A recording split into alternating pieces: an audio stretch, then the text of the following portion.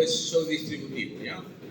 Ahora que tenemos los conceptos mucho más claros, nos va a ser mucho más fácil también entenderlo. Siguiente, por favor. Vamos a la introducción. Igual, shock hipovolémico constituye una de las formas más graves probablemente de depresión intravascular, ¿no es cierto?, en el cual vamos a enfrentarnos.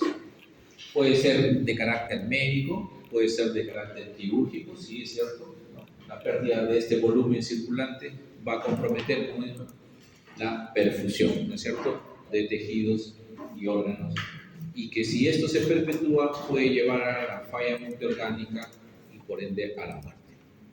Entonces, primero hay que precisar si el shock es por sangrado o por pérdida de otra causa de volumen, ¿no? O sea, líquidos.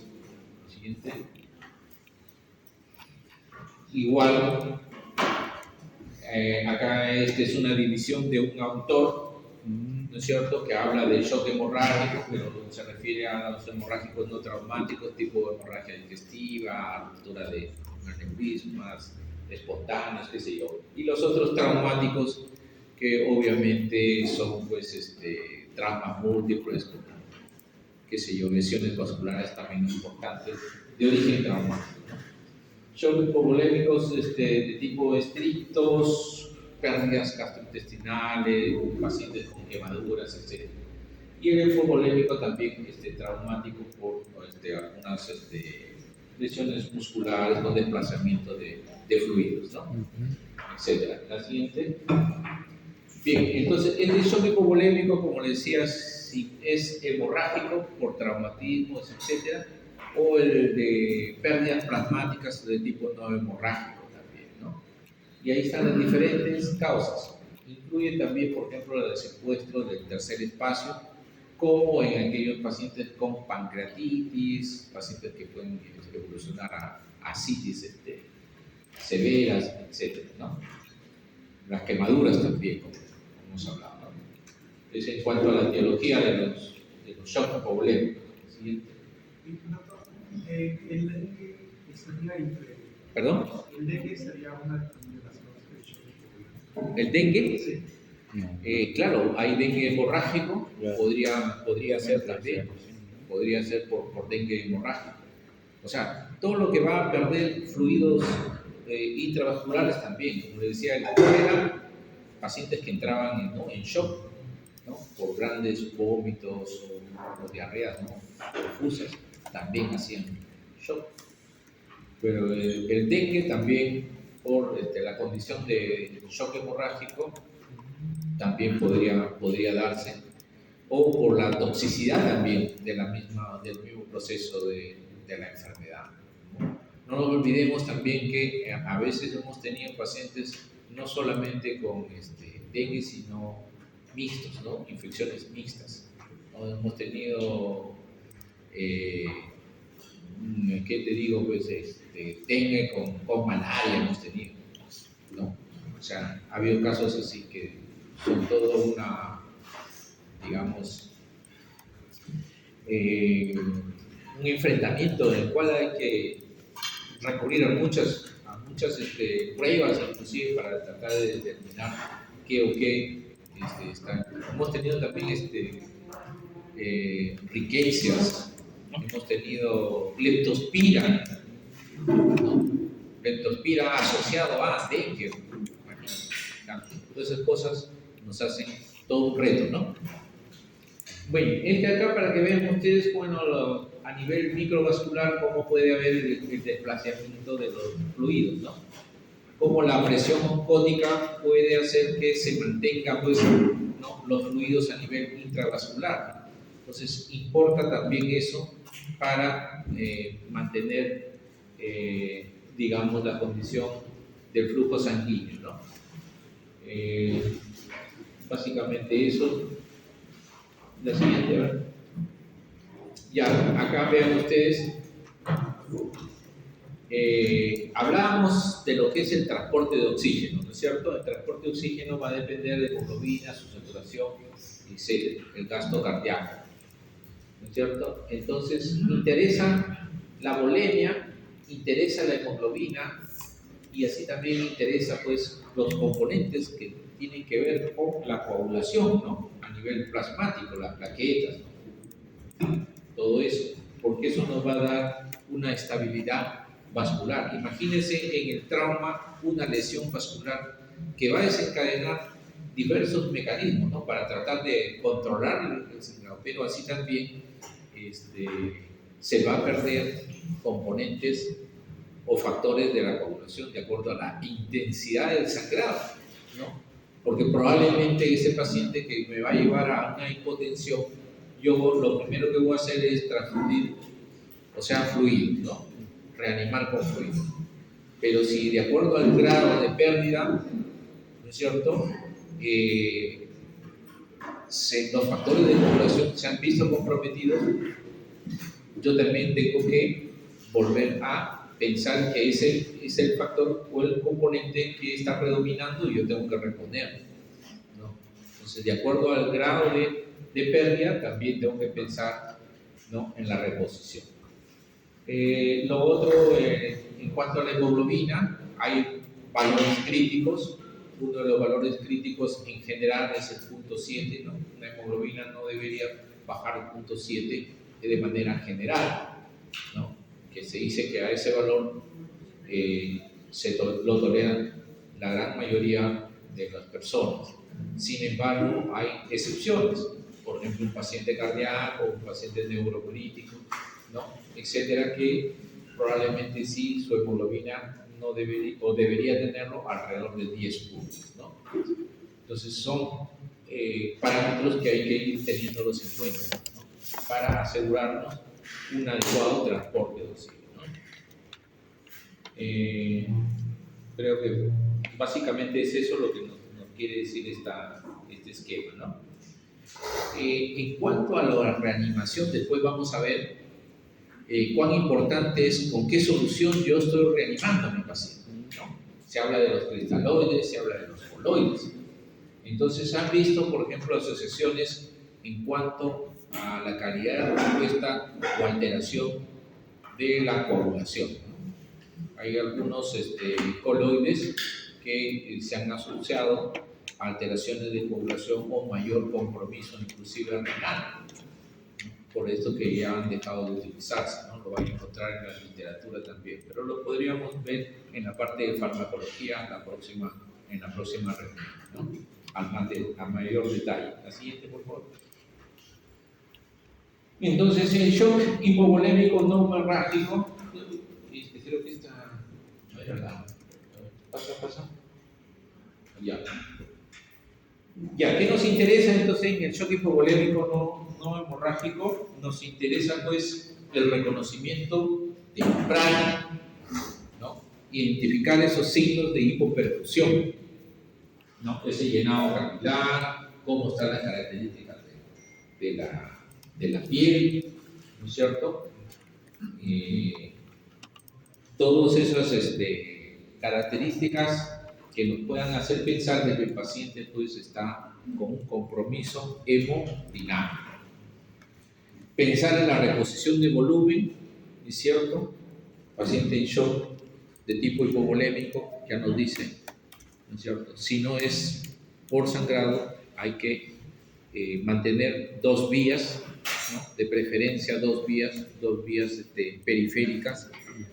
Olvídense de colocar la vía central, eso nos demanda mayor tiempo, ¿no es cierto? Entonces lo más fácil es 2 vías periféricas, ¿no? Una Bocat 14, 16, lo más gruesa que se pueda, para tratar de infundir de manera más rápida fluidos, ¿no?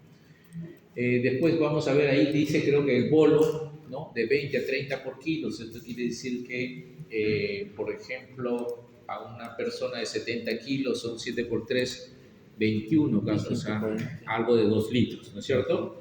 De 2 litros que tendría que transfundirla, ¿en qué tiempo? ¿Cómo? Los 2 litros los paso de golpe. La literatura dice en la primera hora, ¿no? En la primera hora. Entonces, de hecho que no acuérdense que eso es un estimado de 2 litros. Entonces, no es que los 2 litros les va a pasar para toda la hora, ¿no? No, probablemente el reto sean en los primeros 15 minutos, yo tengo que valorar a mi paciente, ¿no?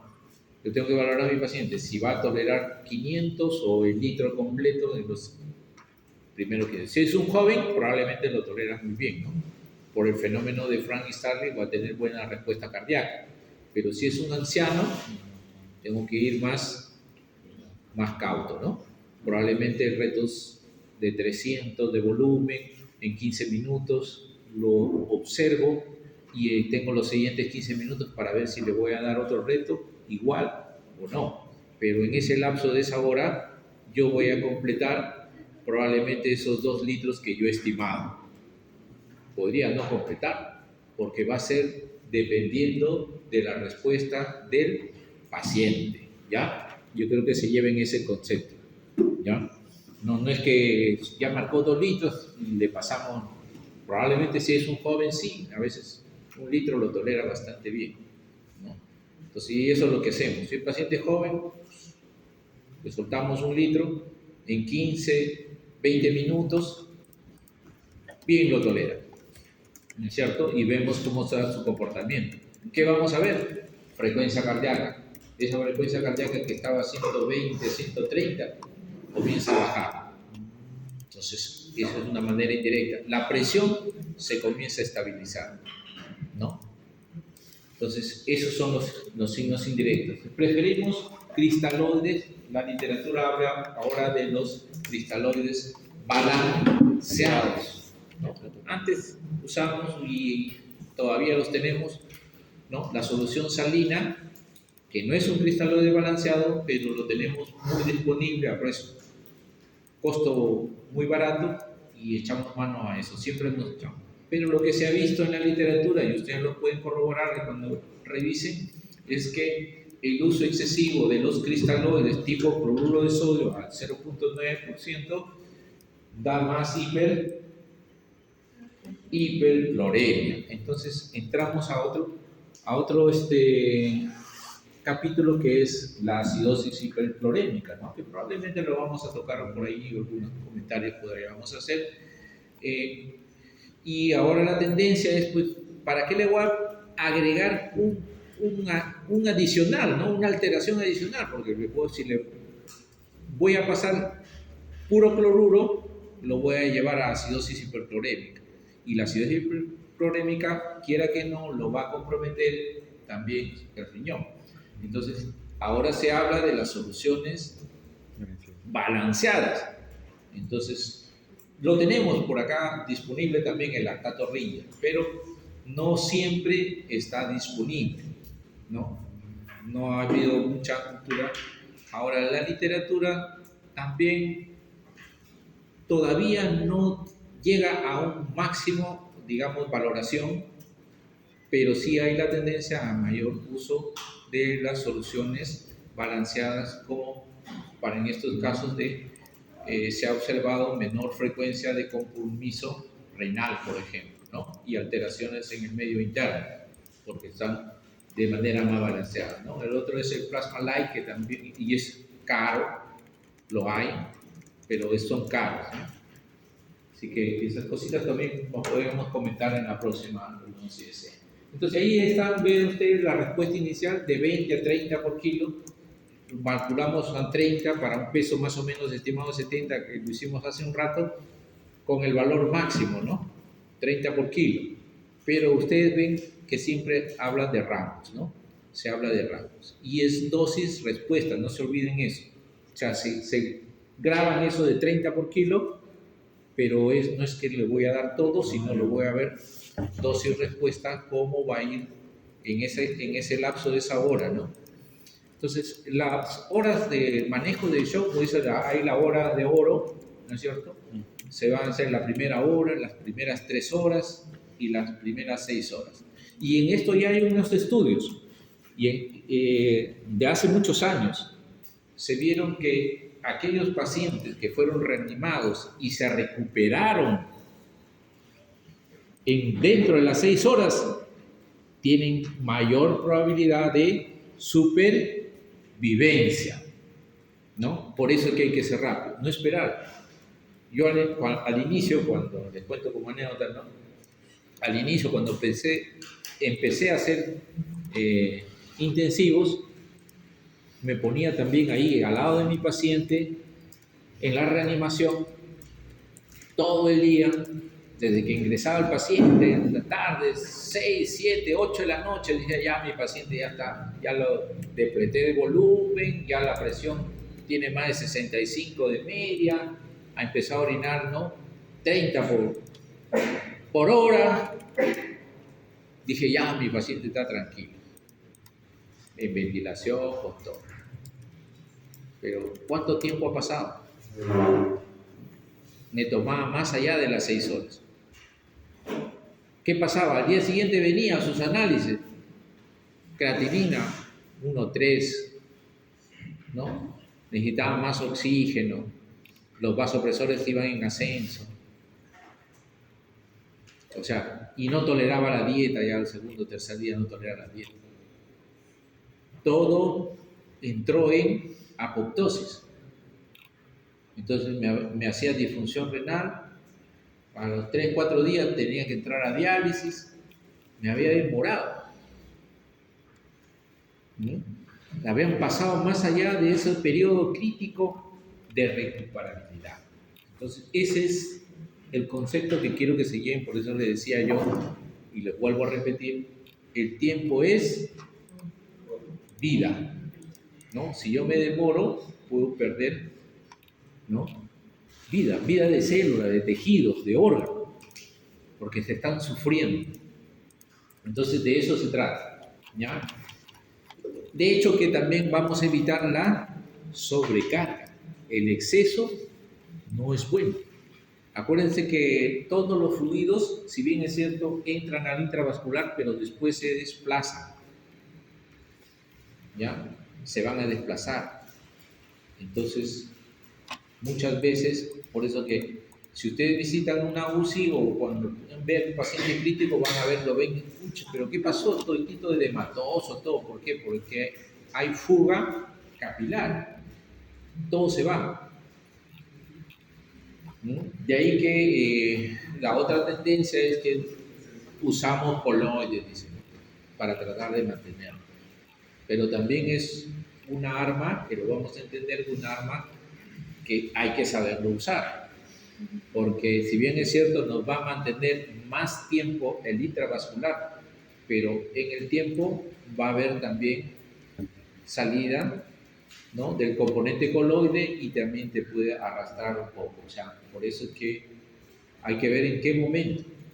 Después van a ver que hay diferentes fases en la reanimación del shock. ¿Ya? Voy a procurar traer una de todas maneras lo van a buscar, búsquenlo, y hay diferentes fases de la reanimación del shock. ¿Ya? El uso de vasoactivos. El primer vasoactivo, y que lo vamos a ver en la próxima reunión al detalle, después de una adecuada reposición de fluidos, si tú ya piensas que has repuesto los fluidos de manera adecuada y el paciente no está respondiendo, o ahora la tendencia es, a la par que estoy reponiendo, yo necesito una presión mínima, ¿no? ¿Por qué? Porque, o sea, no va a llegar adecuadamente la sangre y el oxígeno a esos tejidos mientras más tiempo me demore, ¿no? Porque voy a decir, no, le voy a estar dando volumen, porque mira, tiene una respuesta parcial, pero a lo mejor con este segundo bolo ya alcanzo. No, ahora la tendencia, si el paciente no está sangrando, le puedo empezar dosis mínima de vasoactivos para tener una presión mínima que me asegure una perfusión. A la par que voy viendo, voy regulando, y si es de ser necesario, a lo mejor hago un retiro rápido del vasoactivo. El vasoactivo de elección, noradrenalina, ¿no? Norepinefrina, noradrenalina es el vasoactivo de elección. ¿Ya? Después le voy a dar unos tips para que sean más o menos tengan en cuenta lo que es hasta la preparación, cómo usarlo, todo, ¿no? Entonces la noradrenalina. ¿Por qué la noradrenalina? ¿Alguien sabe? ¿Ah? ¿Por qué la noradrenalina? Genera un movimiento del organismo muy marcado. Más o menos, pero ¿no? Ya. Elegimos la noradrenalina porque, por ejemplo, si se tratara de un shock vasodilatador, la noradrenalina también tiene efectos alfa, ¿no? Que son vasoconstrictores, pero no deja de tener efectos beta en menor cuantía, ¿no es cierto?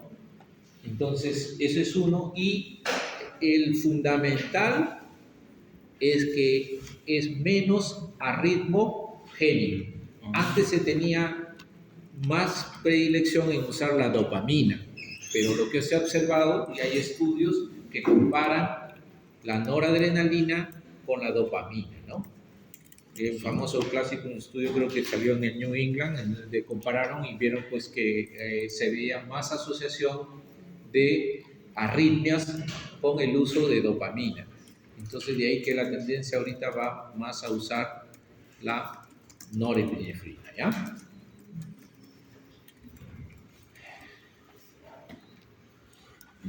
Es más, en algunas situaciones ustedes van a ver, dicen, uy, ya estoy usando dosis progresiva y existe un tope y digo, ah, no, este paciente, por ejemplo, estoy usando una dosis más allá de 0.2 microgramos kilo minuto, ¿no? Son dosis para el paciente, por eso que son por kilo de peso por minuto, entonces estoy usando más de esa dosis. Yo tengo que estar con la alerta. ¿Qué está pasando? Si he hecho mi reanimación adecuada de fluidos, estoy usando un vasoactivo y no se está estabilizando mi paciente, tengo que repasar todo. A lo mejor necesitamos otro vasoactivo. Puede ser, ¿sí? Pero puede ser que también en mi paciente no estoy corrigiendo fenómenos tipo acidosis, una acidosis severa. Y en acidosis tenemos que entender que el efecto vasoactivo es menor. Si yo corrijo mi acidosis, a lo mejor ya no va a necesitar esa dosis del vasoactivo, lo más probable es que reduzca la dosis de mi vasoactivo.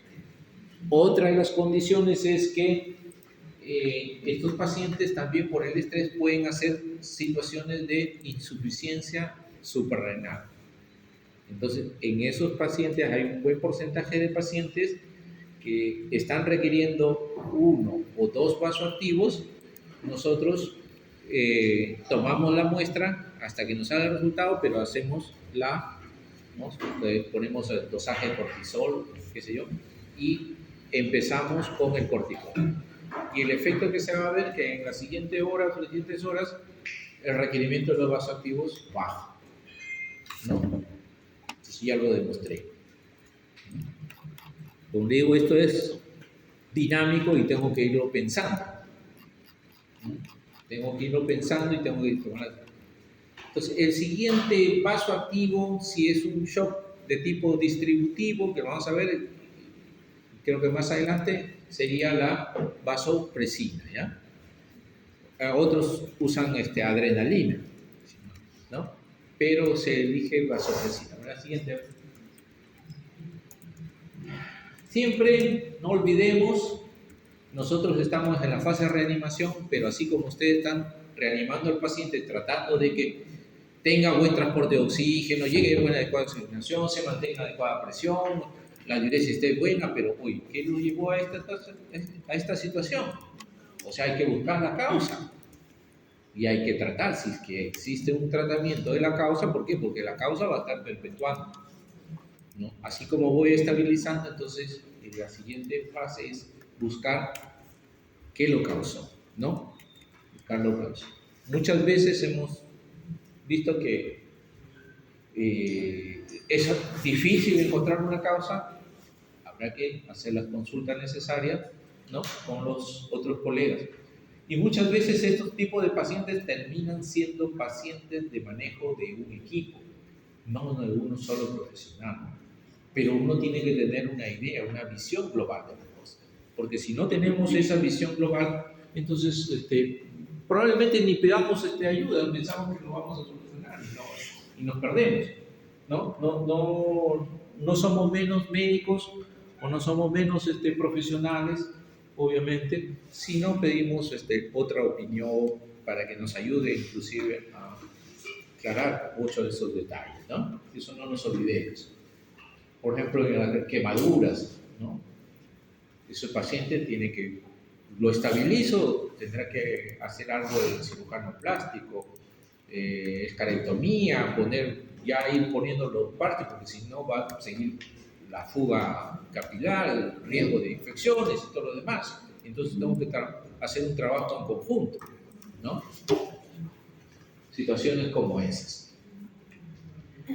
No nos olvidemos la oxigenación, la saturación.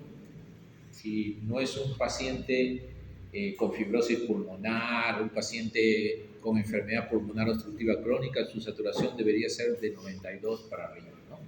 Tampoco no más allá de 98 de saturación, no va a querer que esté 100%. No nos olvidemos que el exceso también es toxicidad, ¿ya? Toxicidad. Entonces existen unos rangos que debo tenerlos en cuenta, ¿no? Monitorizar la diuresis, mantener la diuresis obviamente más de 0,5 mililitros por kilo, ¿no? ¿En qué situaciones debo hacer que orine más? ¿Alguien me puede decir? Está bien, interesante, bien. Estamos hablando de adultos, pero los niños sí, los niños tienen que orinar 1 mililitro por kilo. Shock cardiogénico. ¿Otro? No nos olvidemos que ahora por trauma puede haber un fenómeno que se llama rhabdomiolisis. En rhabdomiolisis yo necesito que ese paciente orine 1 mililitro por kilo, ¿no? 1 mililitro por kilo, ¿no? Entonces, 100, 120 mililitros, a veces necesitamos que orine ese paciente porque si no se va a tapar ese riñoncito, ¿no? Eso es como dato para que lo tengan ahí en su apunte a las emergencias, ¿ya? Entonces, en esos pacientes con politraumas y todo, necesito que probablemente, además de las primeras horas que empezó a orinar 0,5, yo ya le estoy pidiendo valores, ¿no? Cómo está su CPK, etcétera, etcétera. Entonces, estoy pensando en que orine bien porque me puede hacer un cuadro de rhabdomiolisis y llevar a insuficiencia renal. Entonces, situaciones como estas ustedes tienen que pensarlo y prever que el paciente no lo haga para que decir, ya haga el diagnóstico. No, tengo que actuar en prevención. Si no lo tiene, buena hora. Ya el primer día pues ya lo hice orinar a 1 mililitro por kilo y si todos los exámenes salieron negativos, me bajo, pues ya no necesito que orine esa cantidad. Pero ya hice el fenómeno probablemente de prevención, ¿no? Situaciones como esas es la que lo quiero llevar para su conocimiento. Siempre pensar no solamente en el sodio, en el potasio, a veces el magnesio, a veces el calcio, sobre todo, por ejemplo, el calcio en los que son sangrados. Imagínense ese paciente que le están transfundiendo, ¿no? Varios paquetes globulares. Esa sangre viene con un componente que es preservante que se llama, ¿quién sabe? Citrato. Y el citrato va a quelar el calcio. Entonces los pacientes pueden hacer hipocalcemia, riesgos de arritmias, etc. ¿No es cierto? Y no nos olvidemos que en la contracción del músculo interviene el calcio. Entonces, si es un paciente que está en shock, tengo que tener valores aceptables de calcio. ¿Ya? Entonces, y se lo digo porque pasa, ¿no? Lo politransfundimos y nos olvidamos del electrolito importante, el calcio, que puede funcionar como un inotrópico también, ¿ya? Otras terapias, ya ahí está, las gelatinas son ya poco usadas, ya o entradas en desuso por las anafilaxias que limitan su uso. El GES contraindicado por la nefrotoxicidad y está asociado a mortalidad, y esto ya está hasta en el, ¿cómo se llama esto? Que hace revisiones por evidencia, en Cochrane, ¿no? Ahí está documentado. Entonces GES ya no usamos, ya no hay. Hasta creo que 10, 12 años atrás todavía por ahí había en el mercado, pero ya no hay. En todo caso, si por ahí lo ven, no está digamos, recomendado su uso para estas situaciones, ¿ya? Albúmina sí, como primera línea en pacientes con hipoalbuminemia severa, o sea, esas albúminas por debajo de 2, en situaciones también de no quiere, por ejemplo, gran quemados, que no quiere pasarle muchos volúmenes, ¿no? También pasado las primeras 8 o 12 horas de reanimación con cristaloides, podrías entrar a usar, ¿no? Para no excedernos por el riesgo de las hipercloremia, excedernos en exceso de fluidos, usar albúmina, ¿no? Está dentro de los esquemas y la recomendación. La siguiente. Bueno, acá pueden ver qué es lo que se compromete, ¿no? En el shock hipovolémico hemorrágico, el hematológico, también el cardiovascular, renal y el neuroendocrino, ¿no? Que también puede participar en todos estos fenómenos fisiopatológicos. La siguiente. Miren, acá vamos a ir a un casito, a ustedes que les gustan los casos y a modo de práctica. Vean ustedes, ahí tenemos una mujer, 78 años, ¿no? Institucionalizada, o sea, un albergue, tiene una diarrea profusa por clostridium difficile. Qué bien, ¿no? Ya lo detectaron. Y nos llega al ingreso, presión arterial 75-45, frecuencia cardíaca 132, extremidades frías, confusión mental y el lactato 4.2. ¿Qué tenemos? Todo eso reforzado y hipovolémico. Claro, hasta con una diarrea. Claro. ¿Ah? Una diarrea profusa. ¿Ah? Una diarrea profusa, entonces es un shock hipovolémico, ¿no es cierto? Ha perdido fluidos y está hipotensa, está taquicárdica, todas las características. Como es una paciente de edad avanzada, compromiso neurológico general, ¿no? Ya está confusa ya. ¿Ah? Entonces, la reposición rápida, ¿con qué lo haría? ¿Ah? Cristaloides desbalanceados. Si tengo lactato ringer. El otro es el plasma light, ¿no? El plasma light. Y si no tuviera, y estoy en el hospital de distrito, ya me queda suelo fisiológico, ¿no? ¿Ya? Pero el orden es eso, ¿no? Soluciones balanceadas es la respuesta, ¿no? ¿Le daría antibióticos? Sí. Metronidazol. Banco. Banco. ¿Cómo le doy? Aso.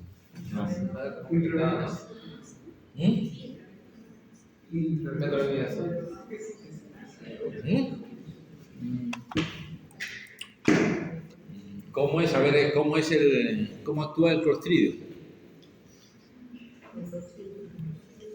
Recuerden que el Clostridio libera una toxina, ¿no es cierto? Y el fenómeno de todo esto es la toxina.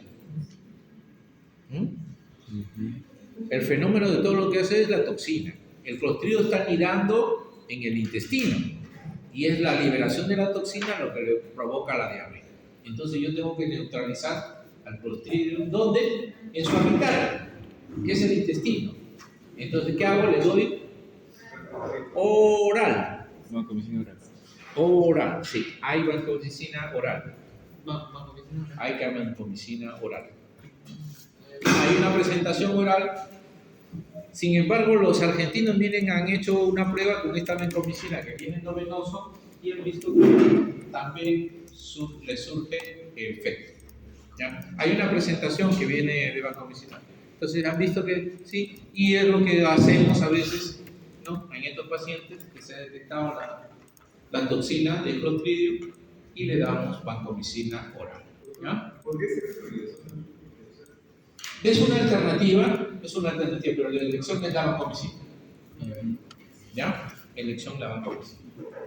De hecho, que vamos a este paciente, de acuerdo a su tiempo, ¿no?, de compromiso y la hipotensión que vamos a evaluar, función renal, ¿no es cierto? Hay que evaluar siempre función renal y darle la medida de soporte. Perfecto. Pues fue fácil, ¿no? ¿Ya? ¿Y cuánto de volumen era que le íbamos a dar? 30 De 20 a 30, ¿no es cierto? Entonces, ¿qué nos faltaría ahí? Peso. El peso, ¿no? El peso nos faltaría. Yo tuviera el peso, ¿cuánto pesará esa señora? 60 kilos, ¿verdad? Salvo que no me dice que es una obesa, nada, no, pero el promedio probablemente sea 60, ¿no? 60. 6 por 3, 18, máximo 1800, entre 1500 y 1800 tendría que transfundir en la primera hora. Pero como les digo, yo eso hago un estimado y tienen que ser valorando dosis respuestas, ¿no? Entonces, en los primeros 15, 20 minutos, yo le paso de esos, le paso pues la tercera parte, ¿no? O claro, puedo llegar a 500 dependiendo. En este caso, Conforme voy infundiendo, voy viendo. O sea, vamos viendo los signos vitales como van normales. Así es. Como le digo, lo primero que vas a ver cuando tú estás infundiendo y si estás respondiendo es que baja la taquicardia y las presiones se comienzan a recuperar. La siguiente. Otro caso.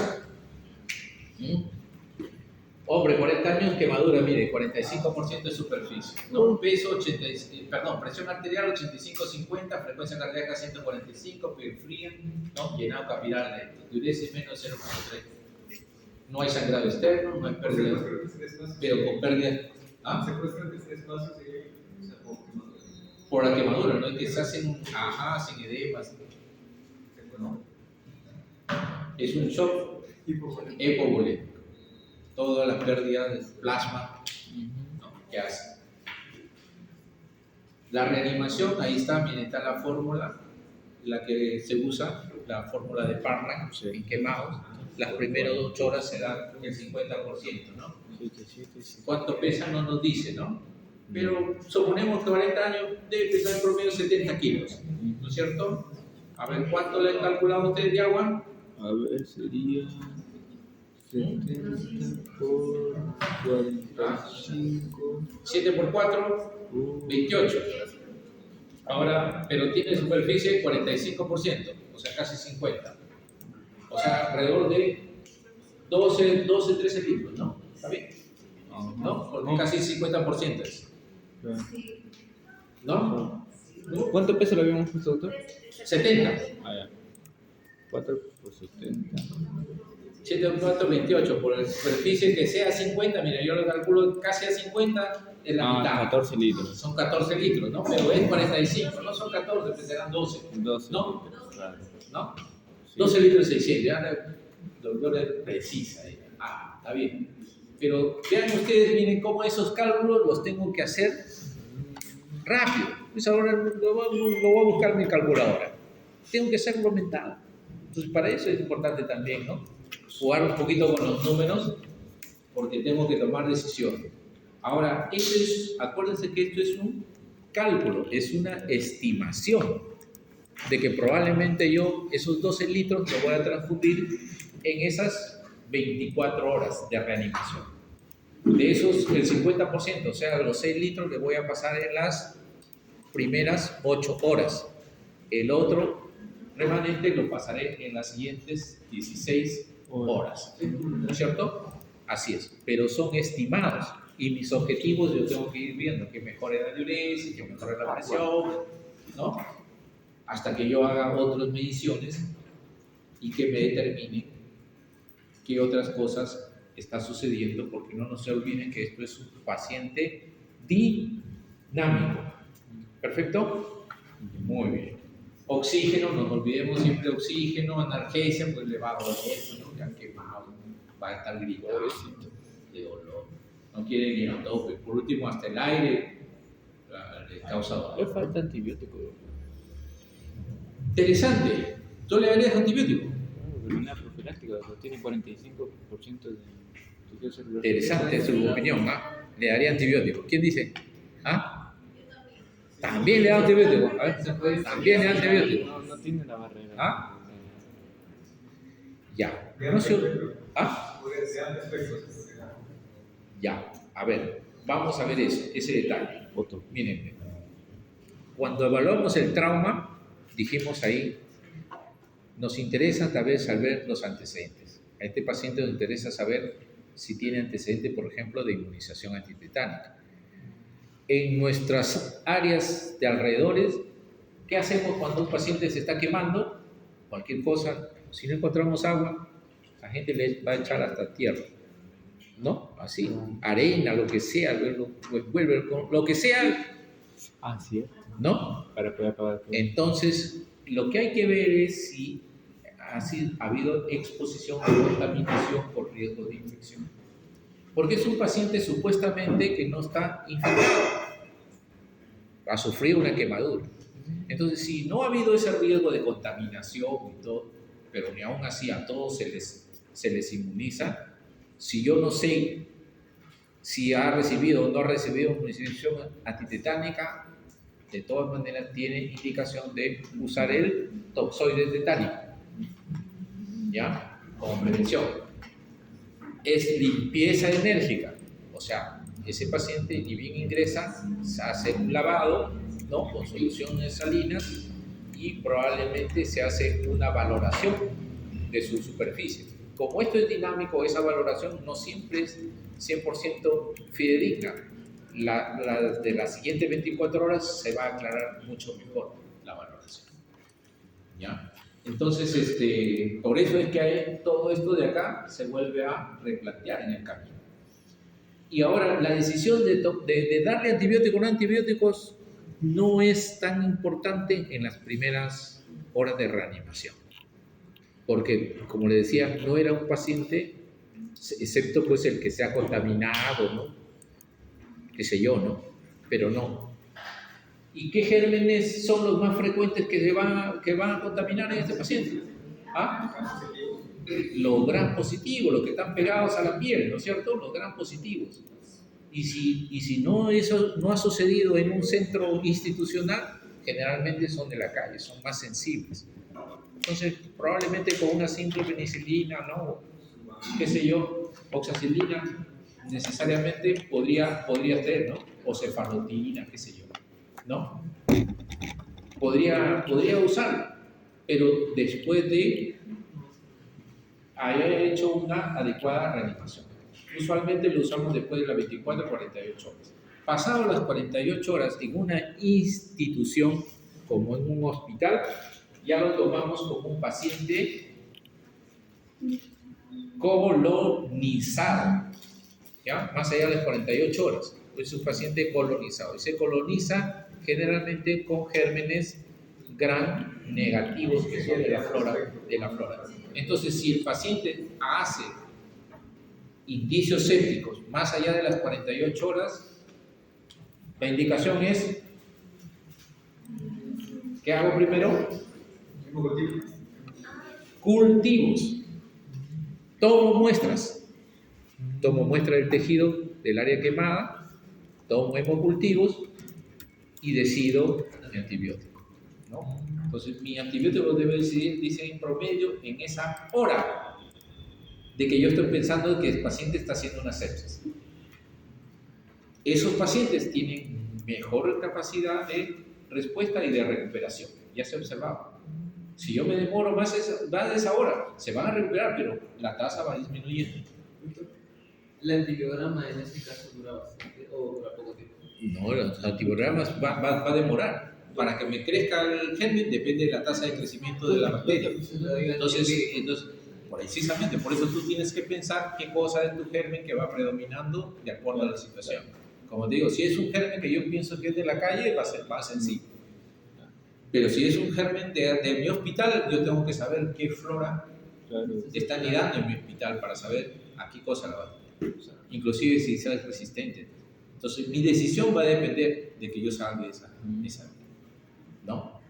Mi momento de decisión. Y el tiempo que también empiece la administración. ¿No podríamos iniciar de una manera profiláctica con un antibiótico de amplio espectro y ir escalando? No. ¿Por qué no antibiótico de alto efecto? ¿Por qué? Porque lo voy a inducir a resistencia rápida. Y cuando va a querer usar el antibiótico, ya no me va a servir.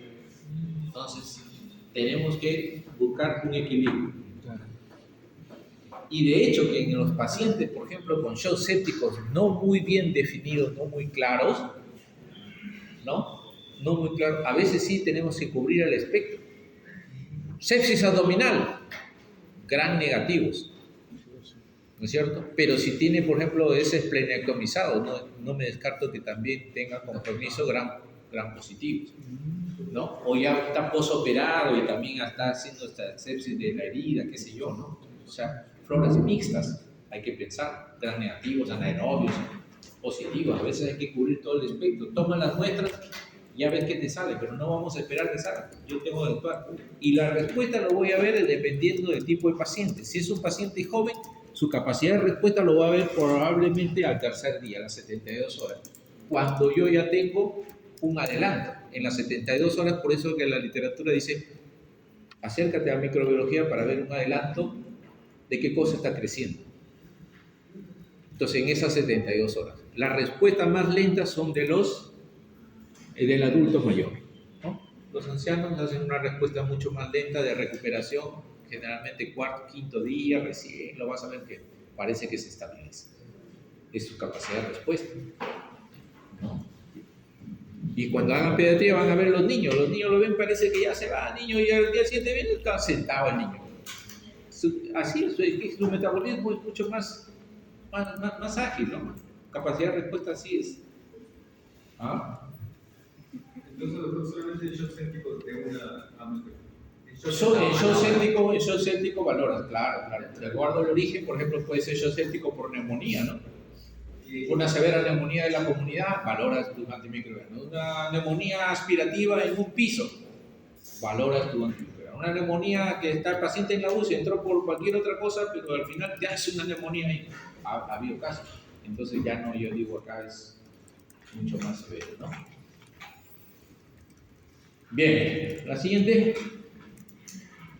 El corneoléptico hemorrágico, lo que hemos visto sigue, ¿no? Pérdida de los componentes sanguíneos, igual todos los mismos fenómenos fisiopatológicos que se dan, ¿no? Pero acá hay que ver que también de manera tardía, como digo, se puede presentar la coagulopatía, el paciente puede hacer hipotermia, porque a veces pasamos los hemoderivados que son fríos, ¿no es cierto? No los calentamos, ¿no? Y acidosis no solamente por esta condición de hipoperfusión, sino también le agrego yo una acidosis por hipercloremia si le damos soluciones no balanceadas.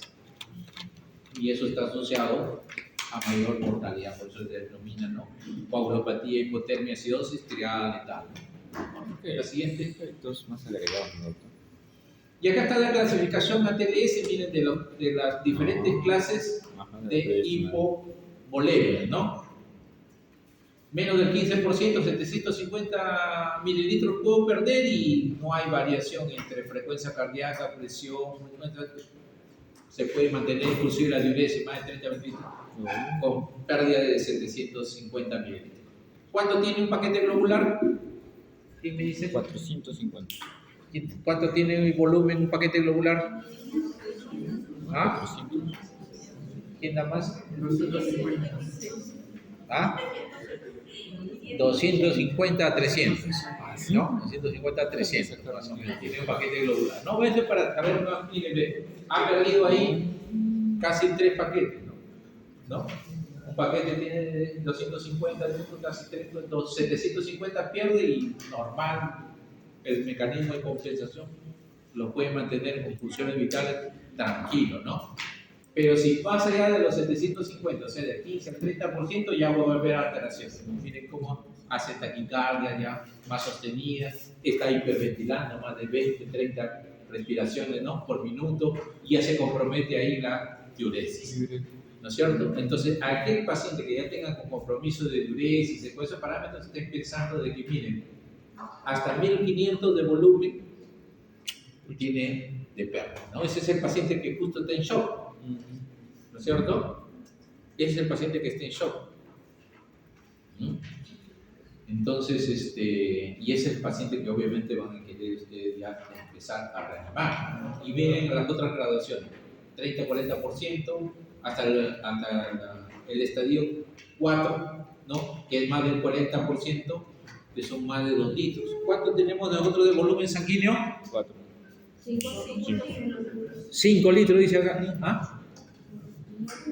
4, creo, dijo. ¿Ah? De 4. 4 y medio. De 4 a 5. Depende, doctor, yo tengo medio. Depende, dice acá. Ha consumido más, más beterraga. Bueno, no nos olvidemos, de todas maneras, miren, esto se calcula también, hay fórmulas estimadas, no se olviden del número 7. Entonces, 7 por ¿cuánto pesan? 50. Tú pesas 50. No, 52, doctor, ¿verdad? Ya. Entonces, 7 por el peso, más o menos se estima la cantidad de volumen. Entonces, para una persona de 70 kilos, son 7 por 7, son 49, ¿no es cierto? O sea, son 4.9 litros, ¿no?, de volumen sanguíneo. ¿Ya? Por el peso dijo 7 por el peso. Y una persona Siete de por el cuando peso. perdió los 4.90, doctor. O sea, cuando decimos que alguien murió de desangramiento, es cuando perdió los 4.90, por eso decirlo. Se examinó, pero mueres antes, no, antes de que se salga todo tu sangre. Mueres antes.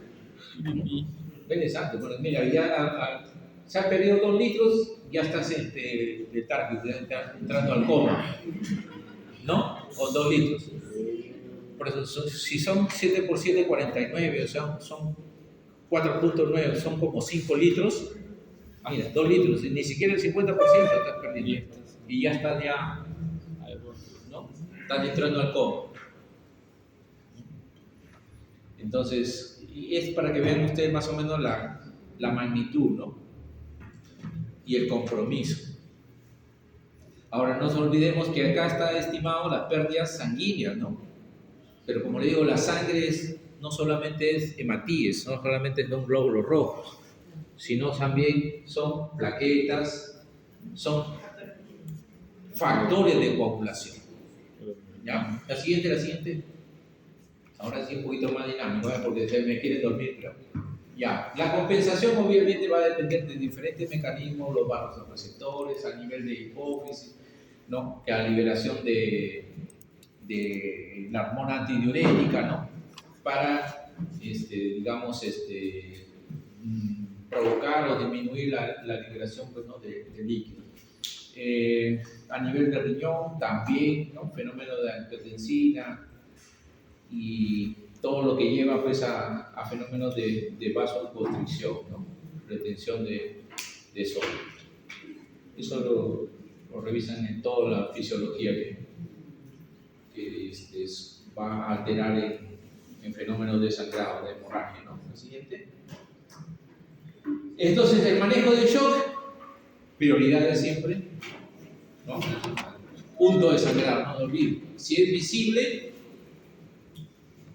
¿no?, tratar de parar el sangrado, ¿no?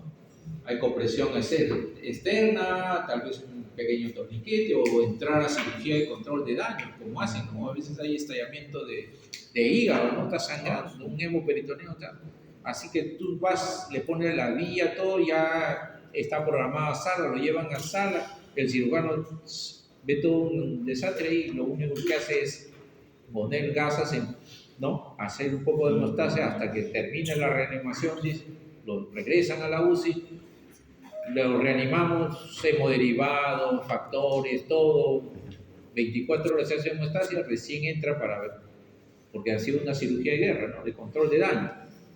Saca esas gasas, retira, ve si se repara o sea, hay que hacer, pues, algunos segmentos hepáticos hay que extraer, qué sé yo, ¿no? la fluidoterapia, como lo hemos dicho. Entonces, las metas objetivos, ¿no es cierto? Con hipotensión permisiva. En hipotensión permisiva, como decíamos, ya no entramos a la PA media de 65, a veces bajamos a 60, pero nos permite que una presión de todas maneras sistólica esté alrededor de 90, ¿no? Excepcionalmente 80 de manera temporal. ¿Por qué? Porque hasta que se controle el daño, ¿no es cierto? Yo con esos valores de presión los puedo meter a sala, ¿no? Mis valores de presión. Que solamente la sistólica esté en 90, 90, 90, porque me va a ayudar a lo mínimo de perfusión. Y el tiempo más corto posible. Una vez que se controló la hemostasia, todos, voy a mi punto de 65 de media o más de acuerdo a su basal del paciente, ¿no? La siguiente. ¿Cómo vamos de time? Todavía, ¿no? Ya. Entonces, control de manejo quirúrgico, como habíamos dicho, y ahí arriba debe estar la relación, ¿no? De transfusión. Plasma, plaqueta, o sea, concentrado plaquetas, más o menos de acuerdo a lo que va requiriendo, ¿no? Fibrinógenos, crioprecipitados, obviamente, si los valores están bajos, ¿no? Como lo pueden ver ahí. No nos olvidemos del calcio iónico, lo que les decía, ¿no? Para corregir las hipocalcemias por citrato de las transfusiones. ¿Cómo se dice que es un paciente politransfundido? ¿Ah? Más de 6 paquetes. Hay como 2 o 3, creo que, definiciones, ¿no? Una que es la cantidad y otra cosa también es en el tiempo, ¿no? En el tiempo. La demanda en el tiempo. Ya, a ver, revisen eso. Y lo que en traumas más se propugna, y eso está documentado con evidencia, es obviamente ese paciente que está viendo que está perdiendo alrededor del, más allá del 15, 20, 30% de su sangre, el uso de ácido tranexámico, ¿no? Las dosis van de 1 a 2 gramos, la polla viene de 1 gramo, que se la administra para asegurar mejor hemostasia, ¿no? Obviamente hasta que te traen el resto de paquetes globulares y las otras acciones que están haciendo. Oxigenoterapia para mejorar la saturación, los vasoactivos, la hipotensión permisiva, ¿no? Casi lo mismo. Y como decía, el manejo quirúrgico. Hay intervencionismo que también se hace, ha visto algunas arterias profundas por lesión de trauma, accidente de tránsito, hay embolizaciones que se hacen de urgencia, ¿no? También las hemos visto, las hemos tenido. La siguiente. Otro caso clínico, a ver, presentación, varón de 32 años, previamente sano, sufre trauma abdominal cerrado, un accidente de tránsito. Presión 80-50, frecuencia 138, respiraciones 28 por minuto, satura 90% con máscara, miren, máscara de oxígeno y satura apenas 90%. Las extremidades están frías, piel pálida, diaforético, diuresis escasa las últimas horas. Fases, se hace un ecofaz, ¿no? Rápida para una visión y ve que hay líquido libre en peritoneo, ¿no? Que se correlaciona con el trauma. Órgano que se ha comprometido, hígado, ¿no? El hígado es el de mayor superficie en contacto con la cavidad abdominal, donde el vaso está, pero también se puede muy frágil también el vaso, pero lo más frecuente es que sea el hígado, ¿no? Los análisis del laboratorio, ahí está. Bueno, este shock hemorrágico, ¿qué clasificación tiene? 3. ¿Sí? Sí. ¿Ya lo sacaron? 3, pero tiene presión arterial baja. Presión arterial baja. Frecuencia cardíaca más de 120. Más de 130, ya. Y está comprometido la diuresis, ¿no? No. Diuresis escasa, esa, ¿no? Claro. Entonces, clase 3, ¿está bien? ¿Todos? ¿Ah? Pero no habla nada de su estado mental, ¿no, doctor? ¿Ah? No menciona nada de su estado mental. ¿Sí? No lo menciona el estado mental, ¿no? Pero lo más probable es que sí. ¿O no? Por esa presión, imagínate, 80-50, ¿te llegará adecuadamente sangre al cerebro? Está confundido. No. 3, doctor. Clase Mire, clase, sí, lo más probable es que crear clase 3. Y ahí está, miren, el actato cómo se ha movido. 4.2. El pH, miren, acidosis, déficit de base menos 8. ¿No? Hipoperfusión global con metabolismo de neurona. Y abajo dice la evidencia. Que hay control en esos casos con trastorno de sensorio, con hipotensión, manejo vía aérea y oxigenación. El ABC, no nos olvidemos. ¿No? Y control de la hemorragia. La fuente. La reanimación, control de daño, lo más probable es que entren ahí, como te digo, hagan un empaquetamiento, hasta completar la reanimación. Por eso es que es casi simultáneo, ¿no? Casi simultáneo. Te van a hacer las transfusiones balanceadas, lo vas a dar sus cristaloides, pero de manera restringida, ¿no? Porque el paciente ya está en acidosis, no le vas a sumar otra acidosis más, ¿no? Gracias. Y el monitoreo y el soporte, ¿no? Pero eso es para que tengan ustedes la idea, ¿no? Cómo se nos presentan los casos y qué es lo que queremos de que ustedes vayan enfocando, ¿no? Lo vayan interactuando. Mira, todo lo que hemos leído al final es lo que tenemos que hacer con nuestros pacientes, ¿no? Y eso, por lo menos, quiero dejarles como aprendizaje, ¿no? La siguiente. Bueno, el mensaje, el shock hemorrágico es tiempo dependiente.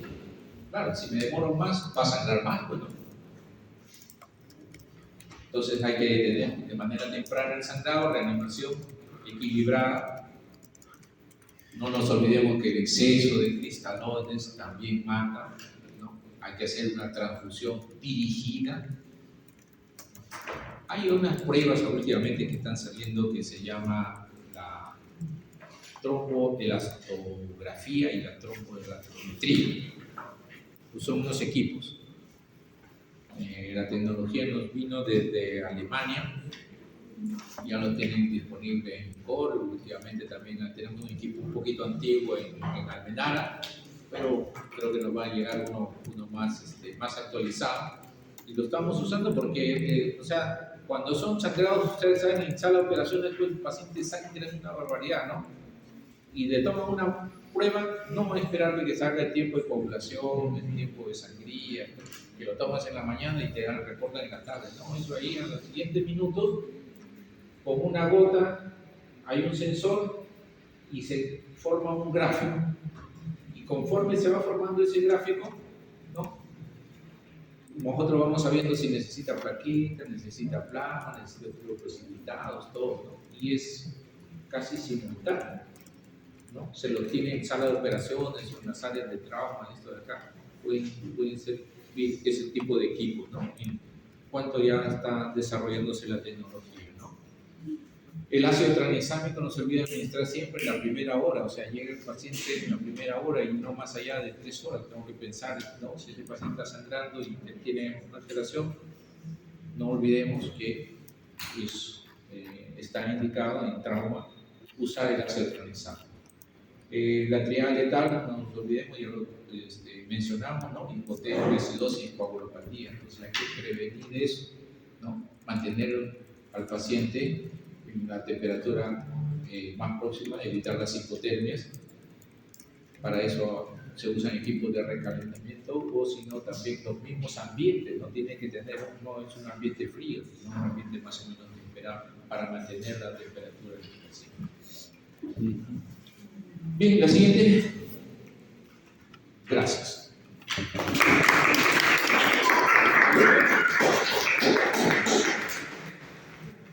Y ahora vamos a ir a la parte más fácil. ¿Ya? ¿Ah? La parte más fácil. El shock distributivo. Porque ya hemos oído. Lo otro es que esto acá va a ser lo más simple. ¿Sigue? Shock distributivo, las causas ya las conocemos, ¿no? Esto las pasamos, sigue. Ahí tienen los mismos mecanismos del distributivo que ya lo hemos hablado, ¿no? Que se presenta como la piel caliente, sigue. Lo mismo, pero vean ustedes en la condición crítica cómo puede variar el punto, ¿no es cierto? El punto crítico de la necesidad de transporte objetivo de acuerdo a la situación. Vean ustedes los desplazamientos que hay, ¿no? De acuerdo a la capacidad de consumo. Cuando el consumo es en situaciones de shock séptico es alto, este punto crítico se corre, o sea, va a demandar de optimizar más el transporte.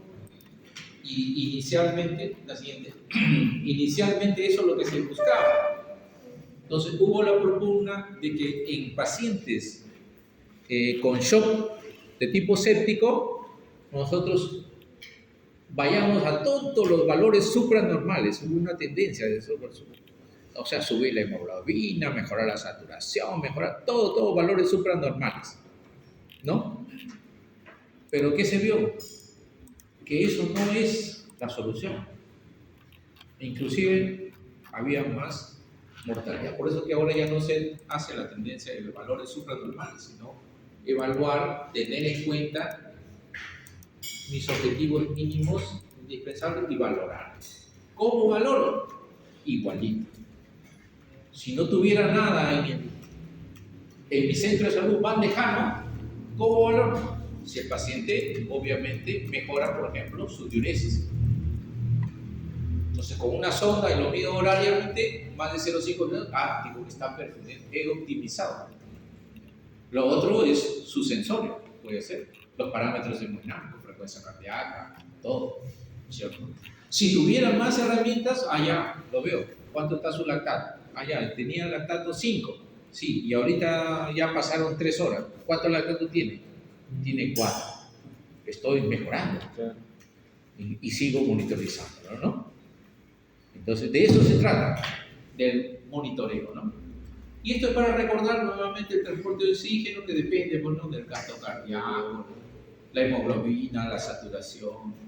Eso es recordar, ¿no? El siguiente, por favor.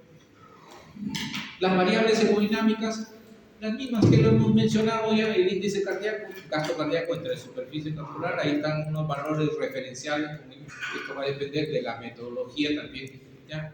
El índice de resistencia, esta vez 1800, 2200, 2400 como máximo, pero si se pasa sobre eso quiere decir que hay un exceso de vasoconstricción, ¿no es cierto? Son para tenerlos en cuenta de acuerdo a mi objetivo que yo quiero para mi paciente, ¿no es cierto? Ya, la siguiente, ¿qué es lo que nosotros monitorizamos? No nos olvidemos que cuando existe una infección, si esta infección es local, nos hacemos una herida y se pone rojo, ¿no? Ocurre un fenómeno inflamatorio local, ¿no es cierto? ¿Cómo es? Hay rubor, ¿no? Hay calor y hay hinchazón, el edema, ¿no es cierto? Ya. Imagínense eso que está local, se generaliza. Y de eso se trata. La respuesta inflamatoria se hace sistémica. Entonces, hay vasodilatación generalizada. Y ahí ustedes ven los parámetros que acá se asignaron. Esto fue, creo que, no sé, en la época de 70, por ahí, donde comenzó a plantearse bueno, de que existe un síndrome de respuesta inflamatoria sistémica, que podría ser infecciosa o como podría ser no infecciosa, como en el caso de una pancreatitis, un quemado, qué sé yo, ¿no? Que no necesariamente puede ser infecciosa. ¿Y en quiénes pacientes se presentaba? Lo definieron acá como aquellos que tenían frecuencia cardíaca más de 90, temperatura de 38 o hipotermia, ¿no? O sea, fiebre o hipotermia, con frecuencia respiratoria más de 20, el CO2 menos de 32 o una cuenta leucocitaria más de 12.000 o menos de 4.000 o presencia de abastonados más del 10%, ¿no? Eso se denominaban que tenían respuesta inflamatoria sistémica. Todavía se mantiene esa concepción, aun cuando ha perdido ya un poquito de, digamos, de validez, pero sí junto con otras herramientas nos van a ayudar a pensar de que este paciente sí está haciendo una respuesta inflamatoria sistémica y podría ser una sepsis, ¿ya? Entonces, se mantiene más o menos un poquito la tendencia a usar todavía esta este concepto. La siguiente. Perdón. Ahí está. Entonces, el shock distributivo puede tener varias fases, como decía. Una fase temprana, ¿no? Que es la fase más cálida, hiperdinámica, y la fase tardía, que es fría, donde ahí va a predominar un componente, como les decía, cardiogénico. Por eso es que se pone frío. Ahí en esa fase, en la segunda fase, es donde ya se compromete la contractilidad miocárdica, ¿no? Hay un factor que se libera, el factor depresor miocárdico, y que eso compromete y se comporta como si fuera cardiogénico, ¿no? Esa es la siguiente fase del shock. Entonces, yo no voy a esperar que entre a esa fase. Debo tomar acciones, ¿no es cierto? Probablemente, y autolimitar la primera fase y recuperarlo cuanto antes. O sea, cuanto antes sacarlo de la situación de shock a mi paciente. De eso se trata, ¿no? Bien, los cambios hemodinámicos, como le decía, hablábamos de las endotoxinas, ¿no? Y el factor de necrosis tumoral alfa, la interleuquina 1, la 6, ¿no?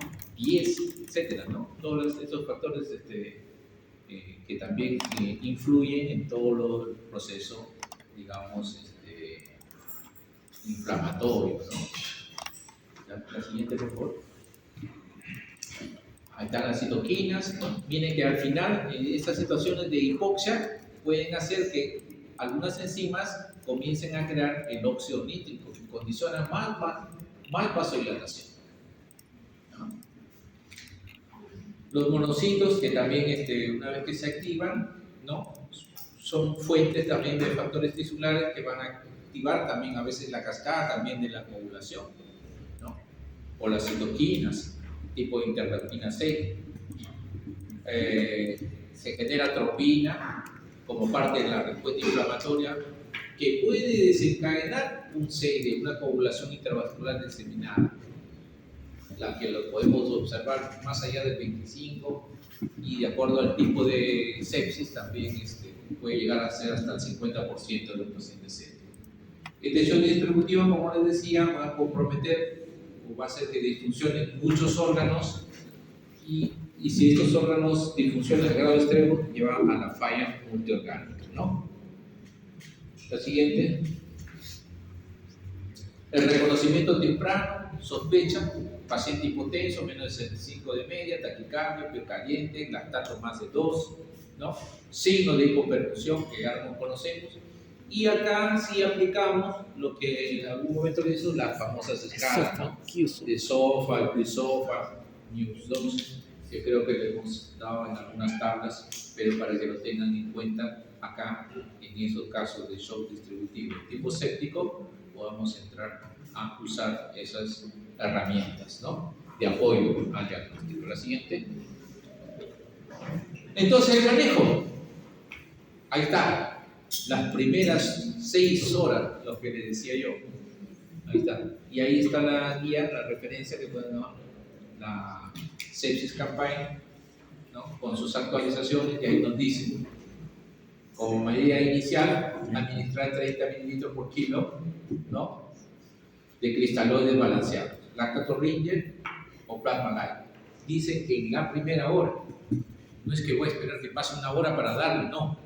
Durante ese lapso, es más, los retos se hacen en 15, 20 minutos, ¿no?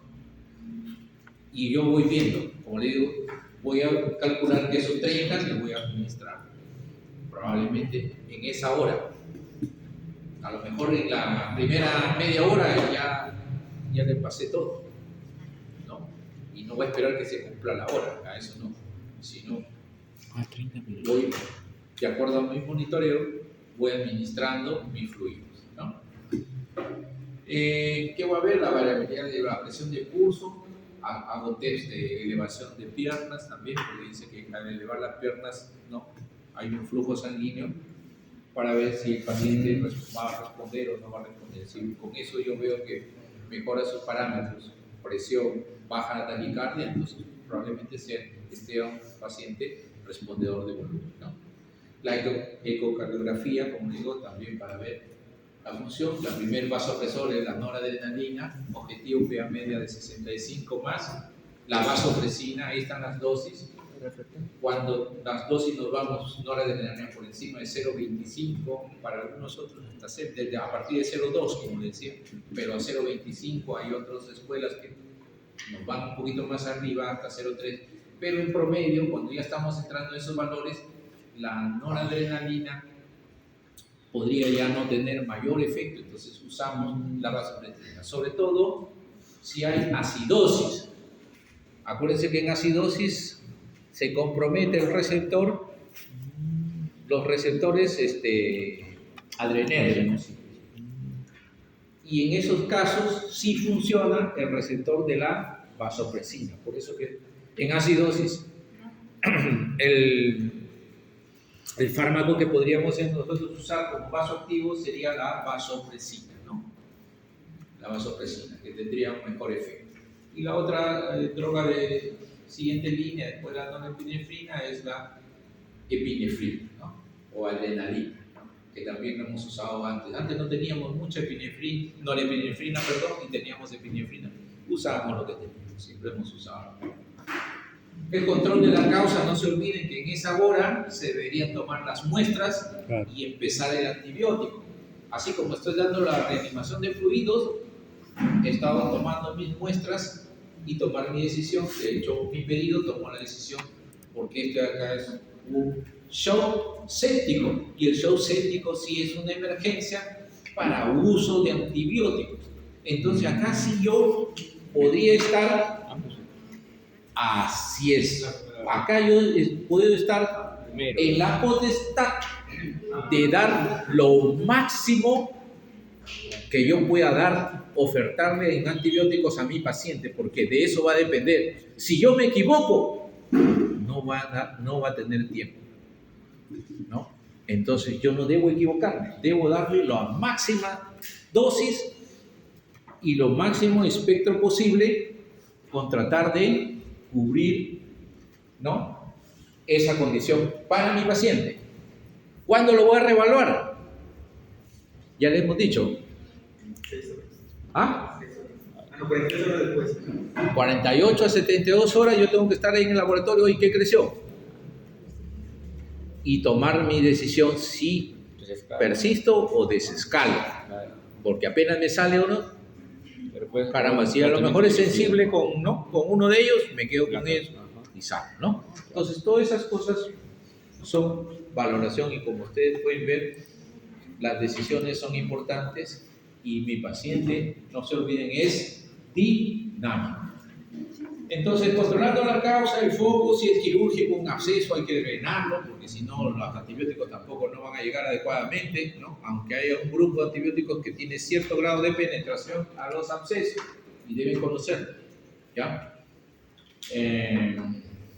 ¿Qué más? Soporte adicional, ver, como les decía yo, si se trata de una insuficiencia suprarrenal asociada, a lo mejor necesita corticoides, usamos hidrocortisona, 200 miligramos al día. En esos casos, obviamente se toma la muestra de cortisol, ¿no es cierto?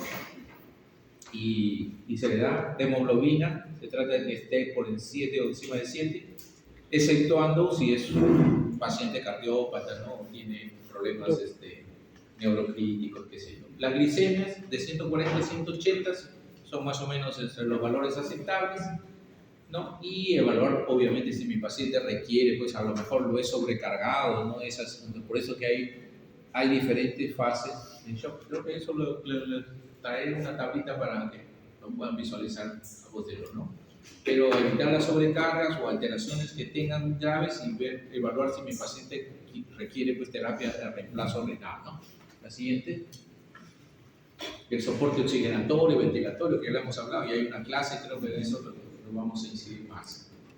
Ahí están los objetivos, la meta de reanimación, PA media más 75, que el lactato descienda en esas siguientes 6 horas, lo ideal, pero a veces nos demora más tiempo, pero en todo caso, si nosotros mantenemos, estamos tratando de salvar células, tejidos, y por qué no, el órgano que se compromete, ¿no?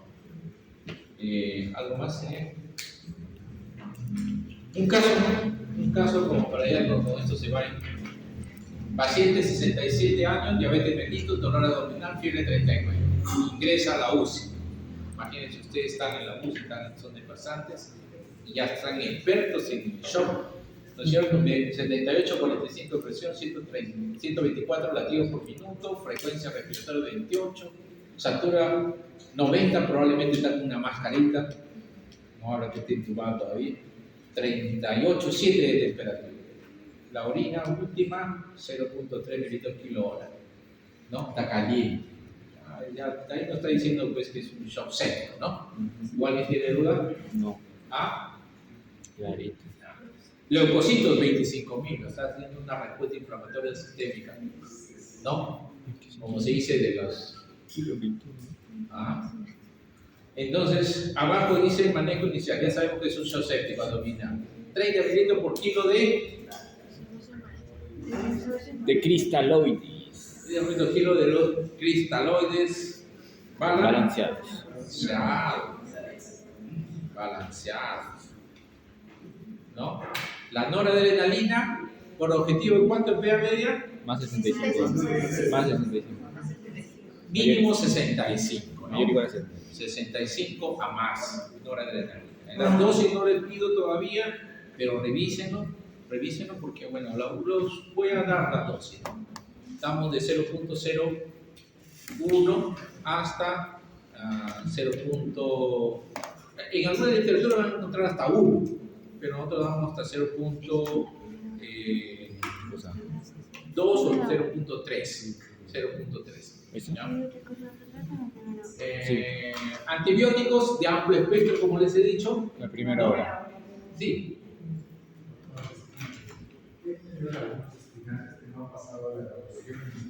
¿Tienen los nombres ahí? ¿Pueden llamar? Faltan algunos, dice ya. Ya, ¿por qué? Ya estamos terminando. Ok. Lo que falta para... Ya, entonces, mire, la noradrenalina, los antibióticos de amplio espectro y la cirugía, no nos olvidemos, si para cirugía de absceso hay que dejar un absceso, qué sé yo, ¿no? Control de foco. ¿No? Entonces, ese enfoque que ustedes ven, no nos olvidemos para estos pacientes, ¿ya? ¿Está? Sí.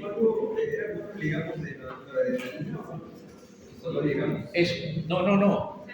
La noradrenalina se administra de 0.01 a 0.3 microgramos por kilo por minuto. ¿Y en qué caso se da 4 miligramos? No.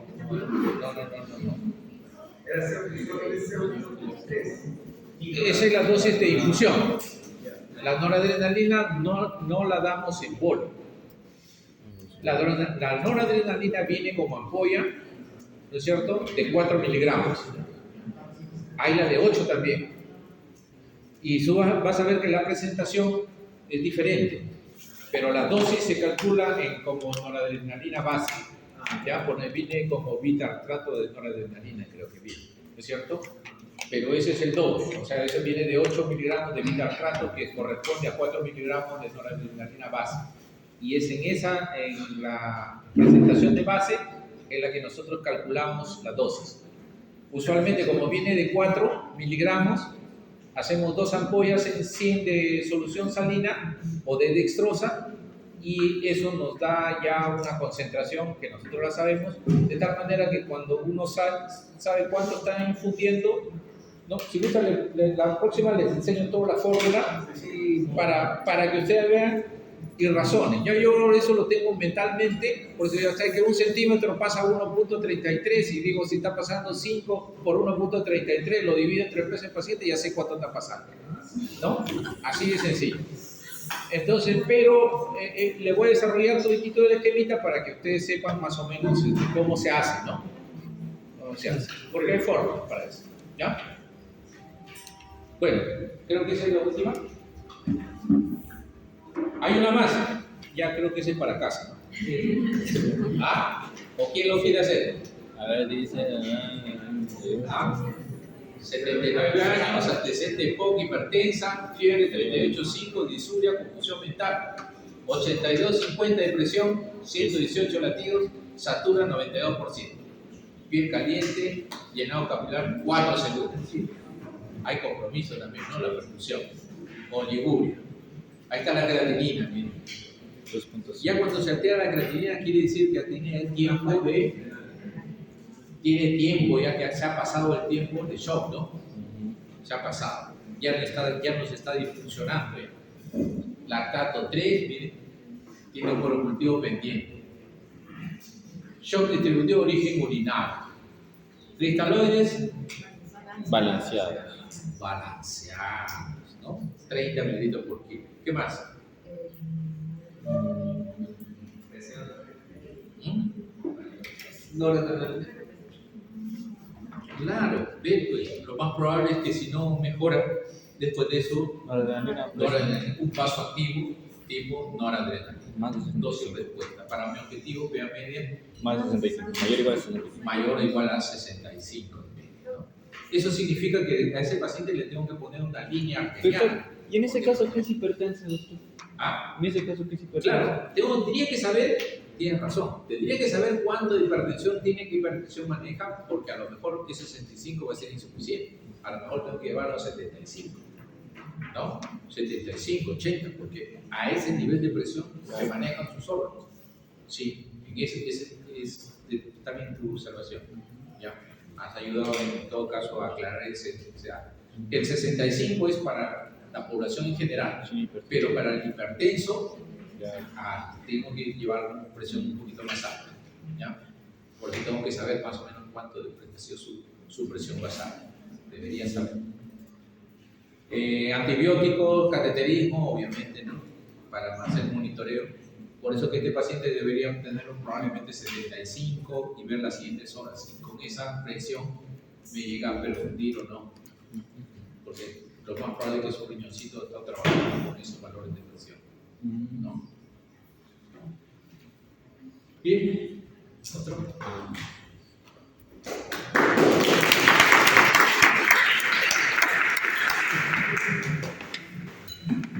Bien, muchachos. Espero que hayan captado todo y si tienen alguna duda, pregunta, por caso tocamos la próxima semana o nos mandan un mensaje, qué sé yo. ¿Ya? Listo. Quiero que esto les haya incentivado pues también la lectura, porque hay mucha literatura al respecto, cada vez salen nuevas cosas y hay que estar actualizados. Pero lo que no va a cambiar es nuestra fisiología y nuestra fisiopatología, ¿no es cierto? Por ahí hay unos detalles, depende del desarrollo tecnológico, obviamente, pero lo que quiero que se lleven es ese principio, ¿no? Y ese enfoque, ¿no es cierto? Por eso la intención de ponerles así unos ejemplos como para hacerlo dinámico de todo lo que ustedes están captando. Bien, muchachos. Nos vemos la próxima. Ok.